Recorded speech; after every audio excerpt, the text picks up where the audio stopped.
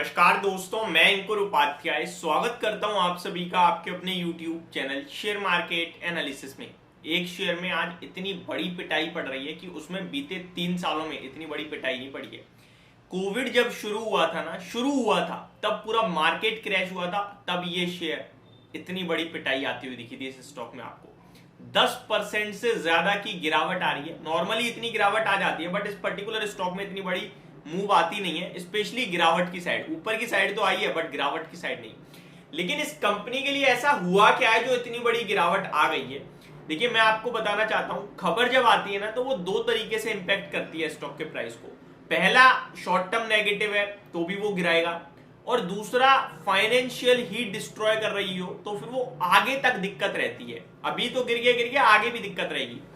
इस कंपनी के लिए जो खबर है वो ऐसी खबर है जो आगे तक दिक्कत का विषय बनते हुए दिखेगी, यानी कि फाइनेंशियल्स खराब हो सकते हैं कंपनी के। स्टॉक का नाम है IGL, इंद्रप्रस्थ गैस लिमिटेड। इस शेयर को लेकर आज बड़ी पिटाई पड़ते हुए दिख रही है और बड़े फोकस में आ गया है ये शेयर। अब क्या हुआ है, पूरी सिंपल सरल भाषा में आपके साथ डिटेल शेयर करता हूं।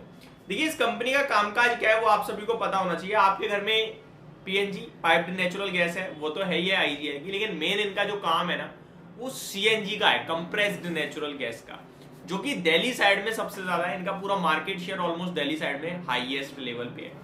मुंबई वगैरह में MGL ने कब्जा कर रखा है एक तरीके से। अगर IGL के कारोबार की बात करें तो दिल्ली सरकार की तरफ से एक पॉलिसी आई है EV एडॉप्शन की, EV अपनाओ पॉलिसी, सिंपल भाषा में, जिसके भी गवर्नर जी का अप्रूवल रह गया है। बट उससे पहले ये जो पॉलिसी आई है इसमें देखिए क्या क्या कहा गया है वो मैं आपके साथ शेयर करता हूं। और IGL का शेयर जो टूटा है 10% नीचे ट्रेड कर रहा है, मामूली बात नहीं है। 414 रुपए पे आ गया है, 450 रुपए से वन साइडेड। और स्टॉक ने जैसे तैसे तो 3-5 साल बाद दोबारा तेजी शुरू करी थी। 300-350 के लो लगे थे, उसके बाद अभी 550 तक ऊपर आया और अब फिर दोबारा 400 रुपए पे आ गया है। अब क्या हुआ है पूरी खबर समझिए। देखिए जी, जो EV अडॉप्शन पॉलिसी है ना, इसमें सरकार कह रही है, दिल्ली गवर्नमेंट, और दिल्ली में ही इनका काम है मेन, तो दिल्ली गवर्नमेंट कह रही है कि जितने भी कैब एग्रीगेटर हैं, जितने भी ये जो कैब चलती है ना, ओला उबर वगैरह, ये सब CNG पे चलती हैं अभी, राइट। इनको कह रहे हैं कि आप EV पे शिफ्ट हो जाओ भाई। सिंपल भाषा में उन्होंने डायरेक्ट बोल दिया है, आप EV पे शिफ्ट हो जाओ। और केवल ये नहीं है कि ओला उबर 4 पहिए वाली नहीं, जो टेम्पू जो 3 व्हीलर्स होते हैं ना, जिसे आप हिंदी में 3 व्हीलर्स, ऑटो या टेम्पू भी कहते हैं कुछ भाषा में, हम तो ऑटो या टेम्पू ही बोलते हैं, तो वो भी अब क्या है, वो भी CNG डलती है उनमें भी, उनको भी CNG में, सॉरी, EV में कन्वर्ट होने की बात करी जा रही है। आप देख रहे हो DTC की जो बस वगैरह है वो तो ऑलरेडी इलेक्ट्रिक व्हीकल्स होने लगी है कुछ और कुछ नहीं हुई है तो वो होंगी। अब सरकार का टारगेट सुनिए, हिला देने वाला टारगेट है, कंपनी को पूरी तरीके से हिला देने वाला।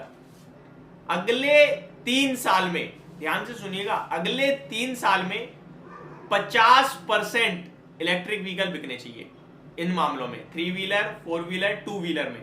2 व्हीलर में तो अभी भी है बट उतने नहीं है, अभी मैं डाटा दूंगा और, लेकिन आगे 3 साल में 50% यही आनी चाहिए। और अगले 5 साल में FY30 तक का पता है क्या लक्ष्य है? 100% इलेक्ट्रिक व्हीकल्स, 100%। अब चाहे से आप इलेक्ट्रिक व्हीकल IGL के लिए नेगेटिव ले लो या फिर EV स्टॉक्स पे फोकस कर लो, मर्जी आपकी है।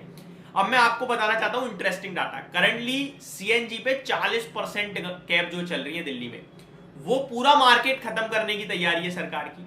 अब ये इंडस्ट्रियल पे फोकस कर रहे हैं बट उनमें उतनी ग्रोथ नहीं है, कंपनी का मैनेजमेंट खुद कह रहा है, ठीक है जी। दूसरी और सबसे बड़ी बात, ये सारी चीजें देखते हुए जेफरीज जो एक बड़ा ब्रोकरेज हाउस है, उन्होंने इसके जो फाइनेंशियल 25 to 27 है ना, उसमें अर्निंग पर शेयर पे 7 से 9% की गिरावट का अनुमान लगाया, यानी कि आगे चलकर इनका अर्निंग पर शेयर घटेगा, बढ़ेगा नहीं, घटेगा। साथ ही साथ उनका टारगेट प्राइस पहले था 565 का, और अभी घटाकर कर दिया 465 का।